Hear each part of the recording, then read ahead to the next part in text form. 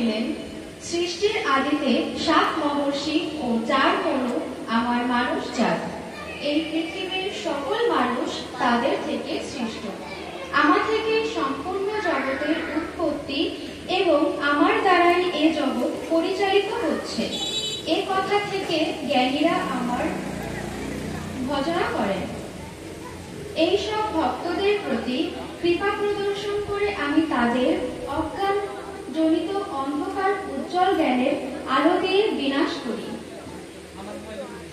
শ্রী ভগবান এই অধ্যায়ে তার প্রধান দিব্য বিভূতির বর্ণনা দিয়েছেন, যাতে বোঝা যায় তিনি সর্বক্ষেত্রে সর্বশ্রেষ্ঠ।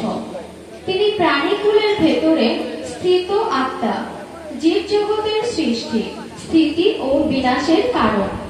তিনি আদিত্যগণের মধ্যে বিষ্ণু, জ্যোতিসমূহের মধ্যে সূর্য, মরুদ্গণের মধ্যে মরীচি, নক্ষত্রের মধ্যে চন্দ্র, দেবের মধ্যে সামবেদ, দেবতার মধ্যে ইন্দ্র, ইন্দ্রিয়ের মধ্যে মন, প্রাণীদিগের মধ্যে চৈতন্য, রুদ্রের মধ্যে শিব, যক্ষের মধ্যে কুবের, অষ্টবস্তুর মধ্যে অগ্নি, শিখর সিংহের মধ্যে সুমেরু পর্বত, পুরোহিতগণের মধ্যে বৃহস্পতি, সেনাপতিদের মধ্যে কার্তিক, জলাশয়ের মধ্যে সমুদ্র, মহর্ষিদের মধ্যে ভৃগু, বাক্যের মধ্যে একাক্ষর ওম, যজ্ঞের মধ্যে জপযজ্ঞ, পর্বতের মধ্যে হিমালয়, বৃক্ষের মধ্যে অশ্বত্থ, দেবর্ষিগণের মধ্যে নারদ, গন্ধর্বের মধ্যে চিত্ররথ, সিদ্ধগণের মধ্যে কপিল মুনি, অশ্বত্থের মধ্যে উচ্চশ্রবা, হস্তির মধ্যে ঐরাবত, মানুষের মধ্যে নৃপতি, অস্ত্রের মধ্যে বজ্র, ধেনুর মধ্যে কামধেনু, কামদেব, কন্দর্প, সর্পদের মধ্যে বাসুকি ইত্যাদি মর্মে নিজেকে অভিহিত করেন। পৃথিবীর সব মহৎ ঐশ্বর্য মণ্ডিত ও অসাধারণ সৃষ্টি তার তেজের অংশ। সমগ্র বিশ্ব ব্রহ্মাণ্ড শ্রী ভগবান তার একাংশ দ্বারা ধারণ করিয়াছেন। একাদশ অধ্যায় বিশ্বরূপ দর্শন যোগ। অর্জুন বললেন, তুমি যে আত্মতত্ত্বের বর্ণনা দিয়েছ তা যথার্থ, কিন্তু তোমার এই অলৌকিক রূপ দেখার ভীষণ আগ্রহ রয়েছে আমার।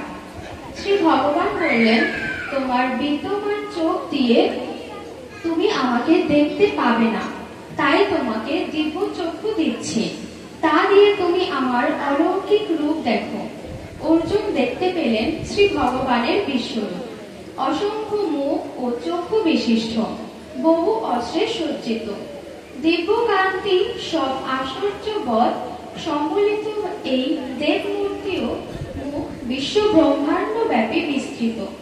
যদি আকাশে একসাথে 1000 সূর্য কিরণ দান করে তবে তা এই দীপ্তির তুলনীয় হতে পারে।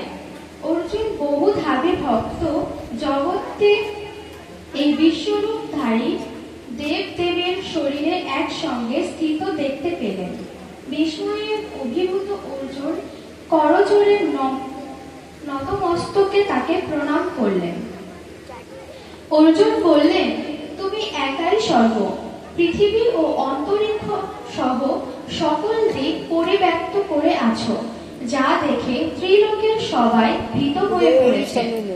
নদী সমূহের বিশাল জলরাশি যেভাবে সমুদ্রে প্রবেশ করে, পতঙ্গ সমূহ যেভাবে অগ্নিতে প্রবেশ করে, তেমন ভাবে ধৃতরাষ্ট্র পুত্রগণ, রাজন্যবর্গ ও আমাদের মুখ্য যোদ্ধাদের নিয়ে তোমার অভিমুখে ধাবমান। শ্রীকৃষ্ণ বললেন, আমি জগতের সংহার কর্তা, প্রতিপক্ষের যোদ্ধাদের তুমি সংহার না করলেও তারা কেউ রক্ষা পাবে না। আমাকে পরম দিব্য পুরুষ জেনে যে আমার নির্দেশিত কর্ম করে ও আমার ভক্ত হয়, সে আমাকেই প্রাপ্ত হয়। দ্বাদশ অধ্যায় ভক্তিযোগ। অর্জুন জিজ্ঞাসা করলেন, যেসব ভক্ত প্রতিনিয়ত তোমাকে যুক্ত হয়ে উপাসনা করে আর যারা অক্ষর ব্রহ্মের উপাসনা করে, তাদের মধ্যে কারা শ্রেষ্ঠ যোগী? শ্রীকৃষ্ণ বললেন, যারা আমাকে মন নিবিষ্ট করে, পরম শ্রদ্ধার সঙ্গে আমার উপাসনা করে তারাই উত্তম যোগী, যারা সর্বজীবের কল্যাণে সমদ্রষ্টা রূপে ইন্দ্রিয় রূপে নিয়ন্ত্রণ ক্রমে স্থির নিত্য ব্রহ্মের আরাধনা করেন, তারাও আমাকেই পান। আমাকেই তুমি মন স্থির করো ও বুদ্ধি নিবিষ্ট করো।